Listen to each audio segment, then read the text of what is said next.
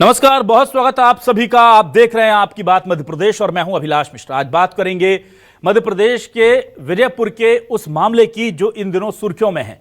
High court ने आज यहां के विधायक विजयपुर से कांग्रेस के विधायक मुकेश मल्होत्रा की विधायकी को शून्य घोषित कर दिया, यानी कि उनके विधायक चुने जाने के मामले को रद्द कर दिया।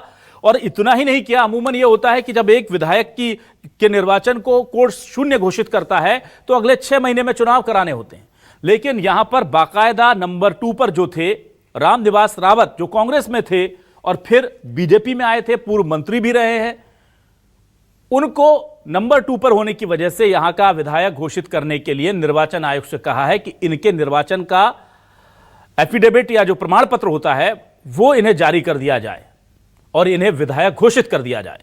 यह मामला इतनी तेजी से हुआ कि विजयपुर के लोग समझ ही नहीं पाए कि आखिर हुआ क्या है। और उसके बाद अब तुरंत कांग्रेस हरकत में आई है।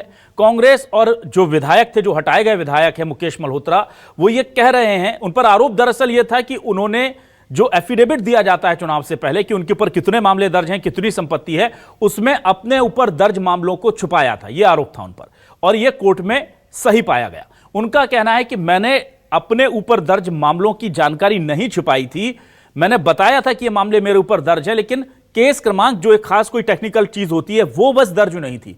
बाकी मामला किस कोर्ट में चल रहा है, किस थाने में दर्ज है, ये जानकारी मैंने दी थी, लेकिन हाँ केस क्रमांक वो नहीं दर्ज कर पाए, ये उन्होंने माना है। अब वो सुप्रीम कोर्ट जाने की बात कर रहे हैं, कांग्रेस भी कह रही है वो सुप्रीम कोर्ट जाएंगे। जीतू पटवारी कह रहे हैं कि आदिवासियों के खिलाफ है बीजेपी सरकार और एक आदिवासी विधायक को हटा दिया गया है। सवाल यह भी कि कोर्ट के इस फैसले का विजयपुर की जनता पर किस तरह का असर पड़ रहा है। क्या वो खुश है कि जिसे उन्होंने हराया था अब वो व्यक्ति विधायक बन गया है, और कोर्ट को भी कहीं ना कहीं अपना रूल ऑफ लॉ एस्टेब्लिश करना है कि अगर आप गलत तरीके से चुनाव जीत कर आएंगे तो आपको विधायक तो नहीं रहने दिया जाएगा। तो लोकतंत्र की जो आस्था है, जो भावनाएं हैं और कानून का जो सम्मान है, उसके बीच ये पूरा मसला उलझ गया है। इसी मुद्दे पर शुरू करते हैं आज आपकी बात।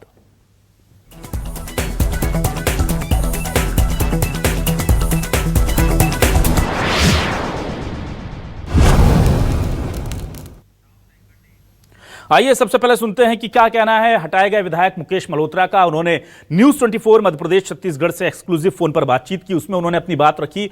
वो अपना क्या तर्क दे रहे हैं, सुप्रीम कोर्ट जाने की बात कह रहे हैं, और उधर से रामनिवास रावत किस तरह से खुशियां मना रहे हैं, क्या उन्होंने कहा है, दोनों के बयान सुनिए। जो फैसला आया है सभी लोग जानते हैं कि नामांकन फॉर्म भरने के साथ ही एक शपथ पत्र प्रस्तुत किया जाता है। उसने आपराधिक प्रकरणों की जानकारी छुपाई थी जो बेहद गंभीर है। इस वजह से ये रिट पिटीशन लगाई थी और वो निर्णय माननीय न्यायालय ने दिया है। हम समझते हैं कि न्यायिक प्रक्रिया का पूर्णतः पालन किया गया है। विरुद्ध याचिका लगाई, उस पर आज माननीय उच्च न्यायालय ग्वालियर हाईकोर्ट का जो जजमेंट निर्णय आया है उसका मैं स्वागत करता हूं। और लेकिन जो हमारे विरुद्ध फैसला दिया है उसको चुनौती देने के लिए मैं सुप्रीम कोर्ट सर्वोच्च न्यायालय दिल्ली जाऊंगा। उसमें ये था कि वो आपराधिक रिकॉर्ड, तो 2 मामले दर्ज थे हमारे मुंहबाद के उसके, लेकिन हमने वो उसमें नामांकन फार्म में भरे विधिवत कोर्ट का नाम लिखा, अपने पुलिस थाने का नाम लिखा है, धाराएं भी लिखी, अखबारों में भी प्रकाशित करवाया। और सिर्फ उसमें जो कोर्ट से फाइल चार्ज नंबर होता है, जो आरोप तय होता है, वो नंबर मात्र नहीं लिखा था हमने। सीनियर जजेस हैं, मजिस्ट्रेट है, उनके सम्मान करता हूँ मैं, तो अब कानूनी जानकार नहीं है, अब जो भी उन्होंने किया होगा, लेकिन उसको चुनौती देने के लिए मैं कोर्ट जाऊंगा। उसमें हमने प्रकरण उसमें दर्ज किया था, उसमें हमने लिखा था उसमें नामांकन फार्म में, फिर उसका जो कौन से कोर्ट में चल रहा है, अदालत में मामला, धाराएं भी लिखी, पुलिस थाने का नाम भी लिखा, फाइल चार्ज नंबर होता है, वो छोटी सी त्रुटि वो हुई थी मात्र। जो भी फैसला देगा सब सुप्रीम कोर्ट, और उसका सम्मान करूंगा मैं, तो जो भी फैसला दे उनको मुझे घोषित कर दिया तो उनको बधाई है, मेरी शुभकामनाएं। और आइए आप सुनते हैं कि इस पूरे मामले को लेकर के हेमंत खंडेलवाल जो बीजेपी के प्रदेश अध्यक्ष हैं, उन्होंने क्या प्रतिक्रिया दी है, और कांग्रेस से प्रदेश अध्यक्ष पीसीसी चीफ जीतू पटवारी ने किस तरह से इस पूरे मामले को आदिवासी सम्मान से जोड़ा है। दोनों की बयान सुनिए। रामनिवास रावत जी को निर्वाचित घोषित किया है। कोर्ट के निर्णय का भारतीय जनता पार्टी स्वागत करती है। न्यायालयीन प्रक्रिया है, आगे जैसा न्यायालय आदेश करेगा वैसा करेगा। विधायक आदरणीय मुकेश मल्होत्रा के खिलाफ जो फैसला आया है वो भारतीय जनता पार्टी की सोच को बताता है, इनके विचार को बताता है कि एक आदिवासी विधायक कैसे सामान्य सीट से विधायक बन गया। ये बीजेपी को नागवारा गुजरा। और इससे बढ़कर जो हारा हुआ हजारों वोटों से व्यक्ति था उसको पद पे, विधायक के पद पे बिठाना, ये भी भारतीय जनता पार्टी फिर से बल देती है उस बात को कि हमें आदिवासी पसंद ही नहीं, हमें दलित पसंद ही नहीं, हमें संविधान के विरोध में ही काम करना है। तो ये तो सियासी प्रतिक्रिया देख ली, जो हार गया जो जीत गया उसकी बात सुन ली, लेकिन असल मुद्दा तो था विजयपुर की जनता का, जिसने चुना था मुकेश मल्होत्रा को।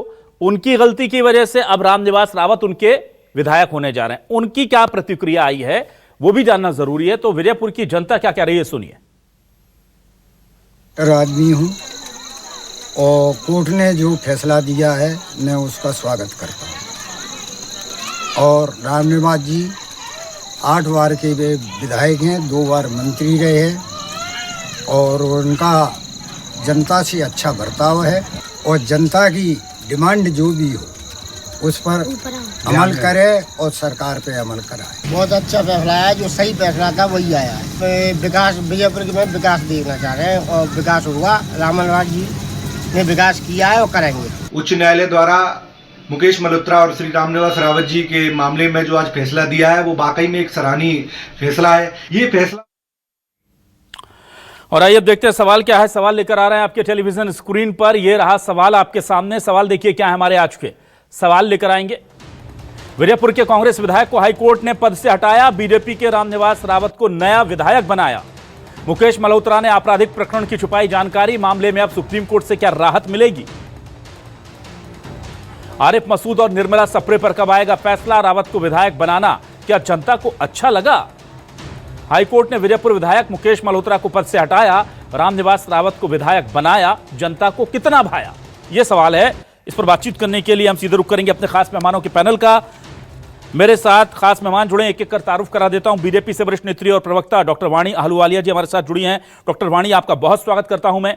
हमारे साथ कांग्रेस के विचार विमर्श विभाग के अध्यक्ष वरिष्ठ नेता भूपेंद्र गुप्ता जी जुड़ गए हैं, उनका भी बहुत स्वागत करता हूं। साथ ही मेरे साथ दिनेश गुप्ता जी मध्य प्रदेश के वरिष्ठ पत्रकार जुड़ गए, उनका स्वागत करता हूं। और दिल्ली से जाने माने कानूनविद और संविधान मामलों के जानकार और वरिष्ठ वकील संजय चड्ढा जी ने हमें ज्वाइन कर लिया है। संजय जी का भी बहुत स्वागत करता हूं। सबसे पहले मैं पूरा मामला लेकर के आ जाता हूं भूपेंद्र जी आपके पास। भूपेंद्र जी, देखिए टेक्निकल ग्राउंड है, और जब हमने बात की मुकेश जी से तो वो कह रहे हैं कि इसमें केवल हमने केस नंबर नहीं डाला था और वो हमारी गलती है, वो स्वीकार कर रहे हैं और सुप्रीम कोर्ट जाने की बात कह रहे हैं। तो प्रथम दृष्टया चूक तो हुई थी यहां पर, तो क्या कहेंगे इस पूरे केस को आप कैसे देखते हैं? देखिए, ये तो एक जो है प्रकरण ऐसा है कि जो हाई कोर्ट ने फैसला दिया है तो विधिक मामलों का निदान भी विधिक से तरीके से होगा। आज हमारे पास इसके लिए सुप्रीम कोर्ट जाने का ऑप्शन है और सुप्रीम कोर्ट हम जाएंगे। दूसरी चीज ये है कि अभी तक जो है ऐसे कई मामले देश में हुए हैं और कई लोगों ने जो है अपनी पत्नी की जानकारी छुपा ली, कुछ इस तरह की चीजें छुपा ली। वो फैसले भी जो है देश के सामने हैं। तो एक ही देश में एक ही कानून के अंतर्गत अगर अलग अलग फैसले होते हैं तो निश्चित रूप से आदमी सबसे बड़ी अदालत में जाएगा और वहां से रिड्रेसल मांगेगा और उसी रास्ते पे कांग्रेस जाएगी और एक जो आदिवासी विधायक को जो वंचित किया गया है उसकी लड़ाई लड़ेगी और उसका जो है फैसला संभवतः वहां से जो है सुप्रीम कोर्ट से पक्ष में आएगा।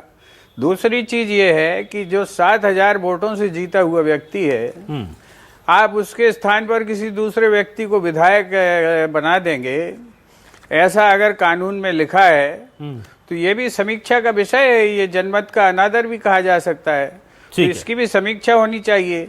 आज तक ऐसा फैसला और कहीं तो हुआ नहीं।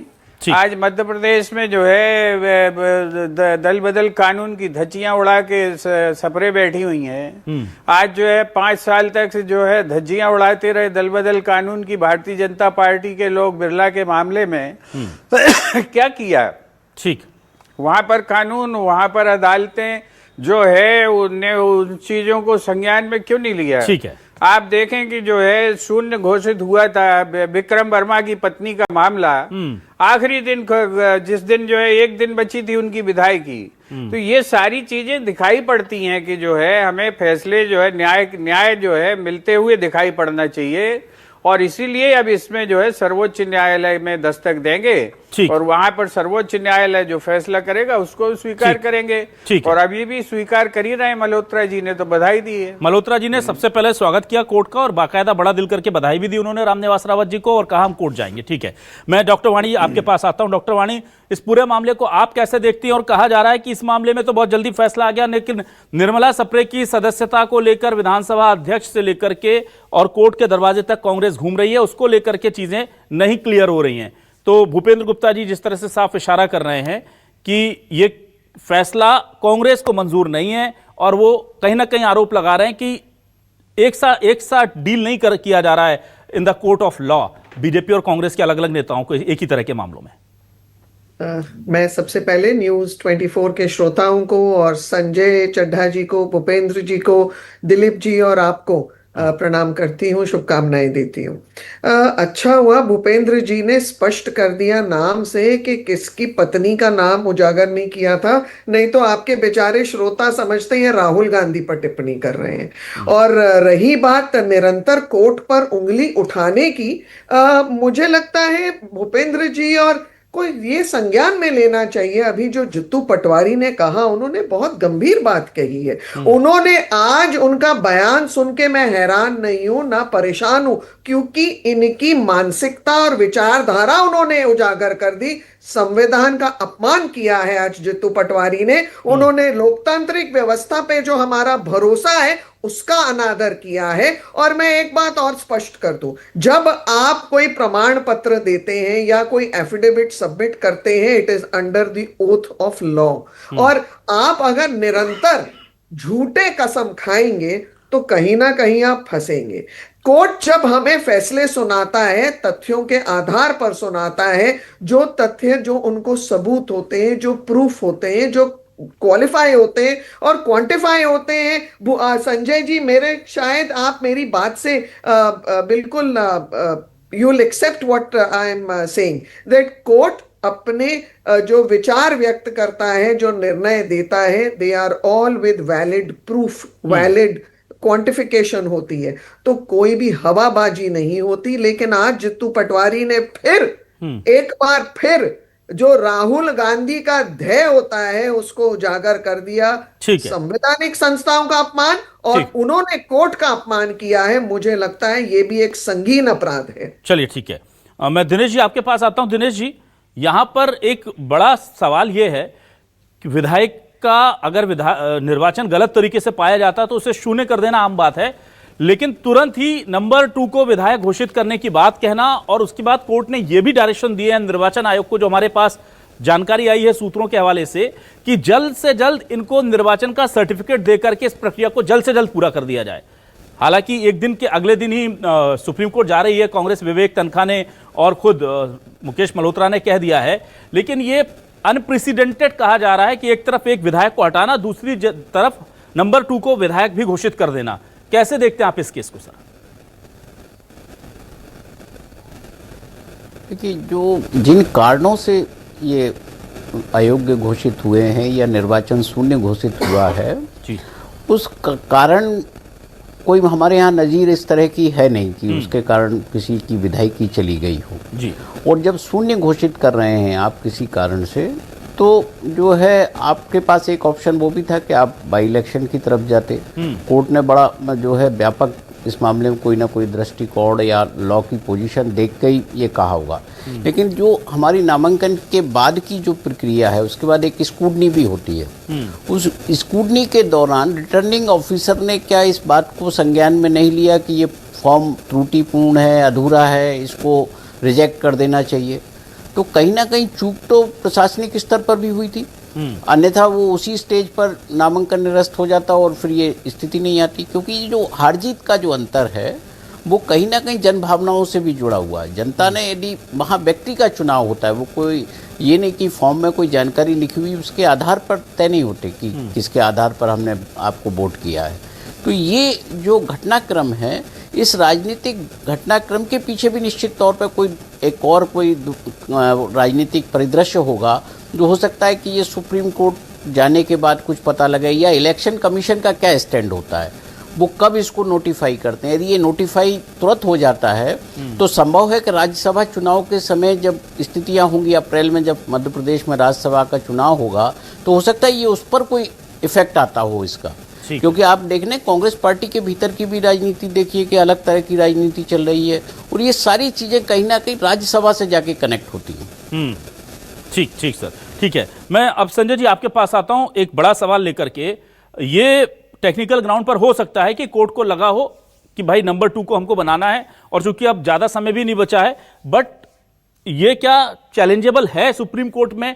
और जो प्ली बार बार मुकेश मल्होत्रा दे रहे हैं कि मैंने जानकारी छुपाई नहीं थी, जानकारी अधूरी रह गई थी, उनका साफ तौर पर कहना है, उन्होंने जो टेक्निकलिटीज हमें बताई हैं अपने फोनों के दौरान, उन्होंने कहा मैंने उसमें किस कोर्ट में चल रहा है इसका उल्लेख किया, केस का किस पुलिस थाने में चल रहा है इसका उल्लेख किया, कौन सी धाराएं लिखी हैं इसका उल्लेख किया, बस मैं फाइल चार्ज नंबर नहीं लिखवा पाया, ये मेरे से टेक्निकल कमी रह गई, वो एक्सेप्ट भी कर रहे हैं। तो क्या ये एक आधार बनता है कि कल सुप्रीम कोर्ट जब वो जाते हैं तो उन्हें राहत मिलेगी? पहला सवाल। और दूसरा सवाल ये कि हाईकोर्ट ने चुनाव आयोग, निर्वाचन आयोग को निर्देश दिया है कि आप जल्द से जल्द इनका सर्टिफिकेट जारी कर दें। तो ये जो टाइम रेस है इसमें कौन जीत सकता है, क्या उम्मीद लग रही है, किस तरह से रूल ऑफ लॉ चलता है सर? क्या क्योंकि अगर एक बार विधायक वो घोषित कर दिए जाते हैं निर्वाचन आयोग की तरफ से, फिर कोर्ट में केस लड़ता रहेगा, 1.5 साल तक वो बने रहेंगे रामनिवास रावत विधायक, और अगर वो स्टे ले आते हैं तो फिर वो कंटिन्यू कर जाएंगे। तो ये कल का दिन बहुत महत्वपूर्ण है, ये 24 घंटे में खेल होगा जो भी होगा। बहुत अच्छा प्रश्न है, नंबर 1। नंबर दूसरी बात ये कि जो सबसे अहम बात है कि क्या ये संभव है कि वो सुप्रीम कोर्ट जा सकते हैं और वहां से स्टे ला सकते हैं? बिल्कुल बिल्कुल संभव है, 100%। और अगर मैं आपकी जो बात आपने कही अभिलाष जी, मैं आगे बढ़ के उसका जवाब देना चाह रहा हूं। अगर जो आपने बात कही कि यही तथ्य हैं, उनको फेस वैल्यू पे मैं ले लूं कि उन्होंने इस पर्टिकुलर क्राइम के विषय में अपने एफिडेविट में लिखा था, उन्होंने उसके अंडर किस किस सेक्शन में चल रहा है ये चीज लिखी थी, सिर्फ और सिर्फ कोर्ट का नहीं है, तो ये मुझे कोई इतना बड़ा अपराध नहीं लग रहा कि उनका निरस्तीकरण हो जाना चाहिए था। बहुत बड़ी बात कह रहा हूं, जबकि ये निर्णय है हाई कोर्ट का। हमें पूरा अधिकार है हाई कोर्ट के निर्णय को क्रिटिसाइज भी कर सके हम, लेकिन कोई ना कोई तथ्य अवश्य होगा क्योंकि हाई कोर्ट का निर्णय है। अब मैं आता हूं कि ये सब चीजों की ये जो एफिडेविट लिया जाता है, अभी एक वक्ता बोल रहे थे कि इस एफिडेविट का जो है शुरू में ही चेक हो जाना चाहिए था और वहीं पे उसको निरस्त कर देना चाहिए। अब ये एफिडेविट क्यों लिया जाता है, इसके पीछे सबसे इंपॉर्टेंट बात है कि उसमें जो तमाम सूचनाएं हैं, उन सूचनाओं को एक जो व्यक्ति खड़ा हो रहा है चुनाव में उसको देना होता है। क्यों देना है वो? उसका महत्वपूर्ण और सबसे सर्वोच्च कारण जो है वो ये है कि उन सूचनाओं को देख के एक जो वोटर है वो वोट देगा। क्राइम के विषय में आप अब बताएंगे तो उसकी सूचना के आधार पे वो वोट देगा। क्या आपकी फाइनेंशियल स्थिति है, ये तमाम चीजें आपको उल्लेखित करनी पड़ती हैं इस एफिडेविट के अंदर। तो इसकी रिलेवेंस हमें समझना बहुत आवश्यक है। अब क्यों इसको निरस्त किया गया? क्योंकि वो उस सूचना का ना देने की वजह से, ऐसा कहा जा सकता है कि उस सूचना की ना देने की वजह से उन्होंने मिसलीड किया है उस अपने निर्वाचन क्षेत्र की जनता को, और उस वजह से वो वोट मिला है। ये एक आधारभूत बात है जिसके बेसिस पे इस तरह के निर्णय आते हैं। अब यहां पे जो एक और बात मैं बताना चाहता हूं वो ये है कि जो समय दिया गया है कि यथाशीघ्र दूसरे व्यक्ति को जो नंबर 2 पे है, क्योंकि उसने चैलेंज किया है इस पर्टिकुलर पिटिशन में, वो पिटिशनर है, तो यथाशीघ्र उसको आप इशू करें लेटर निर्वाचन आयोग को कहा गया है। तो मुझे लगता है कि ये थोड़ा सा एक अटपटी सी बात है। हमको एक समय दिया जाता है कि इतने समय में आपको अपील का समय होता है, 30 दिन का, या इस तरीके से हर चीज में अपील का समय होता है। तो यहाँ पे अपील का समय 15 दिन दिया है, बिल्कुल सर, और यही बात मुझे कॉन्ट्रडिक्ट भी कर रही है संजय जी। पहले नहीं होगा, तो 15 दिन के पहले वो चीजें नहीं होंगी प्रोसेस करने का। हो सकता है ये किसी समर्थक ने जानकारी इस तरह की मीडिया में फ्लोट कर दी हो कि तुरंत के तुरंत करना है ताकि दबाव बन जाए। अभिलाष जी, कॉन्ट्रडिक्शन हो गया ना। देखिए, एक तरफ हम कह रहे हैं कि 15 दिन का समय और दूसरी तरफ कि यथाशीघ्र करें। तो दोनों कॉन्ट्रडिक्शन है। मेरे ख्याल से 15 दिन का वो समय दिया गया है और उन 15 दिन में वो, क्योंकि ये उनका अधिकार है जी, अपील उनका अधिकार है। ठीक है सर। मुझे ऐसा लगता है कि उन तथ्यों को वेरीफाई करके सुप्रीम कोर्ट एक सुदृढ़ निर्णय देने का आना चाहिए। ठीक है भूपेंद्र जी, अब यहां सवाल यह है कि बीजेपी ने तो जो फैसला वो चाह रहे थे, जो लड़ाई लड़ रहे थे, वो लड़ भी ली और अभी आज की डेट की बात करें तो जीत भी ली। निर्मला सप्रे को लेकर के आप लोग की लीगल टीम भी है, आप लोग क्या कर रहे हैं सर? उतना एग्रेसिवली क्यों नहीं लड़ रहे हैं? उधर आरिफ मसूद और ध्रुव नारायण सिंह का मामला भी अटका हुआ है, जिसको लेकर कहा जा रहा है पता नहीं किस के फेवर में फैसला आ जाए, वो स्टेटस क्या है? क्योंकि ऐसा एक मामला नहीं है, 2-3 मामले चल रहे हैं मध्य प्रदेश में जिस पर सभी की निगाहें। देखिए, मामले तो पूरे देश में चल रहे हैं और सारी चीजें तथ्यात्मक रूप से देश के सामने हैं। तीसरी चीज, जहां तक जो है ये सूचना छुपाने और मिसलीड करने का जो सवाल है, ये सवाल बड़ा हास्यास्पद है, क्योंकि ये जो मुकदमों की जानकारी है ये केवल एफिडेविट में नहीं दी जाती, ये जो है फॉर्म में भी भरी जाती है। इसके बाद अखबार में विज्ञापन देकर सार्वजनिक रूप से जो है ये छापा जाता है। एफिडेविट तो जो है मतदाता पढ़ता नहीं है, लेकिन वो अखबारों में जब छपता है तो सार्वजनिक रूप से वो उस पब्लिकेशन को पढ़ता है। तो जब तीन स्तर पर ये जानकारी दी जाती है तो ये प्रक्रिया भी जो है इसको देखा जाना चाहिए और इसको जो है नजरअंदाज नहीं किया जाना चाहिए। दूसरी चीज ये है कि ये तो क्लियर है, इसे कोर्ट भी मानेगी कि जनता ने जनमत जो है किसी मल्होत्रा जी के पक्ष में दिया है। अब जनमत मल्होत्रा जी के पक्ष में दिया है तो जो उनका चुनाव शून्य होने से क्या वो 7,000 वोट जो है रावत जी को मिल जाएंगे क्या? जितने मतों से वो हारे थे, तो ये तो जनमत की अवमानना है। तो इस पर भी विचार किया जाना चाहिए और वैधानिक प्रक्रिया के बीच में इसमें चुनाव जो है डिक्लेयर हो सकते थे कि अभी तक तो बाई इलेक्शन ही डिक्लेयर होते रहे हैं। ये तो पहला बार ऐसा जो चमत्कार हो रहा है कि जो है वो घोषित किया जा रहा है कि इन्हें विधायक बना दीजिए। जो अब जो है इसकी जो भी वैधानिक प्रक्रिया होगी उसके अंतर्गत रेमेडी मांगेंगे और सुप्रीम कोर्ट हम जाएंगे।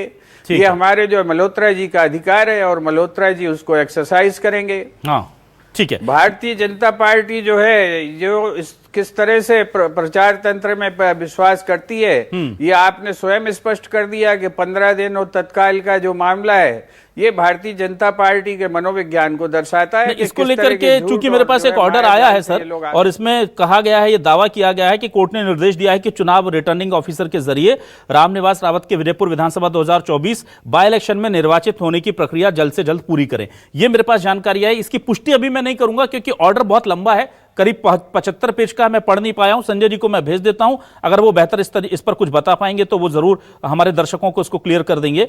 लेकिन यहां पर साथ ही साथ एक सवाल मैं अब डॉक्टर वाणी आपसे लेता हूं कि डॉक्टर वाणी देखिए, रूल ऑफ लॉ या रूल ऑफ जस्टिस अलग चीज है और साथ ही साथ हमारे देश में उतना ही सम्मान जनादेश का भी है। अगर मैंने चुना, मेरा विधायक रामनिवास रावत नहीं मल्होत्रा होंगे, टेक्निकली तौर पर मल्होत्रा गलत पाए जाते हैं, उनको हटा दीजिए, लेकिन मेरे ऊपर रामनिवास रावत विधायक बनकर के बैठेंगे, ये तय करने का हक तो जनता का है। तो लेट देम डिसाइड, ये होना चाहिए। मैं अगर एक मोटी बात करूं तो, लेकिन चूंकि कोर्ट ने आदेश दिया है तो उसके पास पर्याप्त आधार होंगे। हम माननीय कोर्ट के आदेश में उनके अधिकार क्षेत्र में कहीं दखल नहीं दे रहे हैं, पर एक आम जनता के बीच में क्या इससे बीजेपी का ठीक मैसेज जाएगा? मेरी चिंता यह है कि बीजेपी के जब विधायक बनेंगे रामनिवास रावत, वहां जो कांग्रेस में थे पहले, फिर बीजेपी में आए, फिर वो हारे और अब दोबारा से वो बीजेपी के विधायक बनने जा रहे हैं वहां के, तो इससे पार्टी की छवि को क्या वहां पर डैमेज नहीं होगा, नुकसान नहीं पहुंचेगा? नहीं, बिल्कुल नहीं होगा डैमेज। देखिए, जनता अपने विधायक को, जनप्रतिनिधि को उनके गुणों के आधार पर चुनती है। यहाँ पर कुछ अवगुण छुपाए गए थे जनता से, तो निश्चित रूप से जनता को गुमराह किया गया। तो मेरा पॉइंट बहुत क्लियर हो गया, मेरे को लगता जवाब दिया। अब मैं थोड़ी सी एक जवाब देना चाहती हूँ। कांग्रेस प्रवक्ता भूपेंद्र जी ने कहा कि कोर्ट में रेमेडीज ढूंढेंगे, तो बिल्कुल कांग्रेस के पास तो एक ऐसे विधि प्रकोष्ठ की फौज है जो देश की अस्मिता को तार तार करने के लिए निरंतर ऊर्जावान तरीके से खड़ी रहती है और फिर कांग्रेस उनको पदक भी पहनाती है, उन्हें राज्यसभा ले जाती है, ताकि वो देश की अस्मिता, हमारी जो वैल्यूज हैं, हमारे संस्कार हैं, उनको तार तार करे। हम देख चुके हैं ना राम मंदिर के संघर्ष के दौरान। तो कांग्रेस की ये मानसिकता और उनकी विचारधारा है। झूठ बोलना है, आदतन आपराधिक मामले दर्ज होते हैं और ये फिर उसके ऊपर लिपापोती करते हैं। ठीक। दिनेश जी, देखिए मेरा सवाल आपसे भी वही है कि क्या बीजेपी को ये सूट करेगा, बीजेपी के फेवर में होगा? क्योंकि लास्ट के 1.5 साल। जवाब ले लेना। हाँ बोलिए भूपेंद्र जी, आप अपनी बात पूरी कर लीजिए। देखिए, भारतीय जनता पार्टी के लोग कितने कुंठाग्रस्त हैं कि ये कहीं की बात कहीं घुसेड़ कर कितने खुश हो रहे हैं कि साहब जो है एक चुने हुए राज्यसभा के सदस्य घुसेड़ नहीं रही हूँ मैं, यहाँ पर बता रहे हैं। इससे ज्यादा शर्मनाक कोई बात नहीं। सुनिए, चुप रहिए। देखिए अभिलाष, चुप रहिए। सुनना सीखिए। ठीक है वाणी जी, एक मिनट सुनना सीखिए। भूपेंद्र जी आप अपनी बात पूरी कीजिए। ठीक है वाणी जी, आपके पास आ जाऊंगा मैं एक एक करके। भूपेंद्र जी अपनी बात पूरी कर लीजिए जी। इन्हें समझाइए कि जो है मैं तो इनका स्त्री होने के कारण आदर करता हूं, मगर ये हर बार यही करती हैं। ठीक है, आप बोलिए। आपका आदर का ये और इनको मालूम तो नहीं है कि लोकतांत्रिक यही सुन लीजिए आप। हाँ जी, बोलिए सर, बोलिए। यही बोलूंगा मैं, जब आप चिल्लाएंगी तो बोलूंगा, चुप रहिए। ठीक है भूपेंद्र जी प्लीज बोलिए, अपनी बात पूरी कीजिए। हाँ, तो ये जो बात कर रही हैं, इनको मालूम नहीं कि इनका एक संसद सदस्य थे मिस्टर जेठमलानी। उनने जिंदगी में केवल आतंकवादियों के मुकदमे लड़े। इनकी पार्टी का राज्यसभा सदस्य था, तब इनको ख्याल नहीं आया। उस समय ये आई नहीं थी पार्टी में और राजनीति में। अभी जो है ये ऊपर से उतारा गया है इनको, तब इनको मालूम नहीं था कि इनके। मेरी बात, मैं बिल्कुल ज्ञानी आप नहीं है, ये तो तय है, तभी मैं बता रहा हूँ। आपके जितने ज्ञानी आपको आप राम जेठमलानी का नाम सुना है नहीं? ठीक है। चलिए मैं सर वापस आता हूँ सर। ठीक है, ये पॉलिटिकल डिस्कोर्स में चली गई बात। ठीक है भूपेंद्र जी, आपकी बात हो गई सर, आपका पॉइंट आ गया। मैं एक मिनट जल्दी से जा रहा हूं। मैं ये सवाल ले रहा था दिनेश जी, क्या ये बीजेपी को सूट करेगा? मेरा ये बड़ा सवाल है। जनता का चुना हुआ प्रतिनिधि अगर हटता है, जिसको हराया है, अब आप यहां पर ये एक बिल्कुल अलग कंसेप्ट है कि भाई हमने इसको जिताया, ये इसने कुछ छुपाया, इसको हटा दिया, ठीक है, लेकिन हमने जिसको हराया वो हमारा विधायक है। क्या ये एक्सेप्ट पब्लिक को होगा? पहली चीज। दूसरी, 1.5 साल जब बचता है तो लोगों के मन में बहुत सारा फैक्टर ऑफ इनकम्बेंसी जो है वो डेवलप हो जाता है। बीजेपी की सरकार है, बीजेपी के विधायक आएंगे, बहुत दबाव होगा उनके ऊपर, सर वो काम कर पाएंगे नहीं कर पाएंगे, और ठीक 1-1.5 साल बाद जो चुनाव होगा उसमें बीजेपी के लिए मुश्किल हो जाएगा, क्योंकि पिछला चुनाव हारी है बीजेपी। तो ये कहीं ज्यादा बड़ा मुश्किल काम तो नहीं करने जा रही है बीजेपी अगर इस सीट को होल्ड कर रही है। तो ये लॉन्ग टर्म में आप पॉलिटिकली इंपैक्ट इसका कैसे देखते हैं बीजेपी का विजयपुर की सीट पर? देखिए, बीजेपी को तो ऑलरेडी देख रहे हैं ना कि ये नुकसान उनको लगातार हो ही रहा है इन सब चीज़ों से। क्योंकि आप इसको उपचुनाव के समय से ही यदि देखेंगे तो रामनिवास रावत के खिलाफ जो मुकेश मल्होत्रा को लड़ाया गया, तो वो आदिवासियों की राजनीति थी, आदिवासियों के वोट की बात थी। और उस सीट पर आदिवासी का प्रयोग, जनरल की सीट पे तो भारतीय जनता पार्टी सीताराम आदिवासी के जरिए पहले कर चुकी थी। वहाँ तो आदिवासी जीतता है। वहाँ ये आपने एफिडेविट में क्या लिखा, फॉर्म में क्या लिखा, ये इस तरह का नहीं रहा। जब आदिवासी सामने होता है तो राजनीति एकदम बदल जाती है। तो ये जो वहाँ का फैक्टर है, वहाँ का लोकल जो इक्वेशन है, वो निश्चित तौर पर भारतीय जनता पार्टी को नुकसान पहुंचाएगी। आदिवासियों के बीच जो है एक अलग मैसेज वहां उस क्षेत्र में जाएगा कि एक आदिवासी विधायक था, उसकी सदस्यता चली गई। अब कांग्रेस उसको किस तरह से जो है अपने पक्ष में करने की कोशिश करती है, ये कई उसकी रणनीति पर भी निर्भर करेगा। लेकिन जो आदिवासी फैक्टर है वो वहाँ के शहरी आदिवासी जो दूसरे आदिवासी हैं उन पर ये इफेक्ट डालने वाला है। ठीक है, और मैं वापस आता हूं जल्दी से अंतिम सवाल के लिए संजय जी के पास, लेकिन अपने दर्शकों को बता दें ये सीट अनरिजर्व थी और यहां पर एक आदिवासी चेहरे को उतारा गया और एक जनरल सीट से आदिवासी कांग्रेस के लीडर ने इसको जीता, मुकेश मल्होत्रा।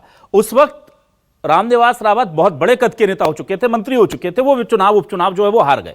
ये बड़ा झटका था और अब वापस बीजेपी के विधायक जो रामनिवास रावत है वो बनने जा रहे हैं। संजय जी, आपसे मैं ये जानना चाहूंगा, इस पूरे मामले में दो चीजें हैं। एक तरफ तो यह कि निर्वाचन आयोग अगर उन्हें दे देता है, विधायक घोषित कर देता है, तो क्या फिर वो सुप्रीम कोर्ट के लिए भी एक बाउंडेशन हो जाएगी कि भाई अब चूंकि घोषणा हो चुकी है तो हम पहले इस पूरे केस को सुन लेते हैं, इसका निर्णय कर लेते हैं, उसके बाद ही देखेंगे, स्टे दे देंगे तो फिर से चेंज होगा। और वो चीज कोई भी संवैधानिक संस्था नहीं चाहती कि दूसरे किसी भी सिस्टम के काम को हम इतना ज्यादा प्रभावित कर दें कि जनता के बीच में गलत संदेश जाए। वहां सुप्रीम कोर्ट भी हमारी संवैधानिक संस्थाओं का पूरा सम्मान करती हम देखते हैं। अब ऐसे में कल क्या हो सकता है, हालांकि ये बहुत ही काल्पनिक सवाल मैं पूछ रहा हूं, क्या किसको एज मिल सकता है सर यहां पर? एक विधायक जिसकी छोटी सी गलती की वजह से वो चले गए, उनको एंटरटेन कर लेगी कोर्ट और स्टे दे देगी, या निर्वाचन आयोग ने अगर फैसला कर दिया तो कोर्ट कहेगी ठीक है अब ये हो गया, अब ये ही कंडीशन बनी रहने दीजिए, स्टेटस को बना रहने दीजिए, हम आपको सुन लेते हैं, आगे फैसला करेंगे, क्या होगा सर? मुझे ऐसा प्रतीत होता है कि अगर सुप्रीम कोर्ट को ऐसा प्राइमा फेसी लगता है कि जो जजमेंट है हाई कोर्ट का उसमें त्रुटियां हैं या कोई त्रुटि है और लॉ के इंटरप्रिटेशन के आधार पे नहीं है, तो वो स्टे ग्रांट करेंगे। और इस स्टे का सम्मान चुनाव आयोग को बिल्कुल करना पड़ेगा, बाध्य है। मतलब कोई और ऑप्शन नहीं है, जो सुप्रीम कोर्ट कहेगा वही होगा। चाहे चुनाव आयोग ने किसी भी प्रकार का कोई निर्णय पब्लिश भी कर दिया है, कोई सर्टिफिकेट इशू भी कर दिया है, उस निर्णय के आधार पे अगर वो निर्णय स्टे हो जाता है तो चुनाव आयोग को पुनः जो व्यक्ति हैं जिनके फेवर में स्टे होगा उसको ही मल्होत्रा, जैसे मुकेश मल्होत्रा हैं, उनके फेवर में ही जाएगा। तब ठीक है, चुनाव आयोग स्वतः कुछ नहीं कर सकता। तो इसका मतलब यह है कि सुप्रीम कोर्ट के ऊपर इस चीज का फर्क नहीं पड़ता कि किस संस्था से आपको क्या क्लीन चिट मिली है या पद मिला है, वो अपना जो प्रोसीजर है उसको फॉलो करेगा। टेक्निकल ग्राउंड्स पर लगता है कि हाँ इन्हें राहत दी जा सकती तो दे दी जाएगी। दिनेश सर, लास्ट में एक बहुत छोटा सा सवाल जाते जाते बहुत जरूरी है, ये इतनी कॉम्प्लेक्स सिचुएशन है सर, अगर कल चुनाव आयोग जल्दी से दे भी देता है फैसला कि ठीक है इनको प्रमाण पत्र सौंपिए और काम में लगाइए, विधायक बनाइए, तो जैसा संजय जी बता रहे हैं कि ऐसा भी हो सकता है, तो ये टेक्निकलिटीज को देखते हुए, ये कॉम्प्लेक्सिटी को देखते हुए, क्या अभी हम ये माने कि एक दो दिन बीजेपी भी वेट करेगी कि रुक जाओ कहीं फजीयत ना हो जाए कि हम यहां से बना दें और सुप्रीम कोर्ट फिर हटा दे, फिर उनको वापस बना दे या इनके निर्वाचन को शून्य घोषित कर दिया जाए फिर, तो क्या ये रिस्क लेगी बीजेपी सर? क्या लग रहा है आपको? नहीं, देखिए ये रिस्क जो है बीजेपी भले ही ले ले, लेकिन चुनाव आयोग क्या इसको मानेगा? क्या 15 दिन का जो समय होता है, अपील का जो समय है, उसमें क्या इलेक्शन कमीशन एक बार फिर जो अपनी जो उसकी प्रतिष्ठा है वो दांव पर लगाएगा कि हाई कोर्ट के ऑर्डर में जो समय निर्धारित किया गया है उसको जो है आपने उस पर भी ध्यान नहीं दिया, और एक जो उसके पास नैसर्गिक न्याय का जो एक सिद्धांत था जिसके तहत उसे मिलना चाहिए वो भी मौका नहीं दिया गया। यदि वो ऐसा कोई नोटिफिकेशन जारी करते हैं तो निश्चित तौर पर एक नई संवैधानिक समस्या खड़ी होगी जो सुप्रीम कोर्ट ही हल कर सकता है। ठीक है, तो बहुत कॉम्प्लेक्स सिचुएशन है।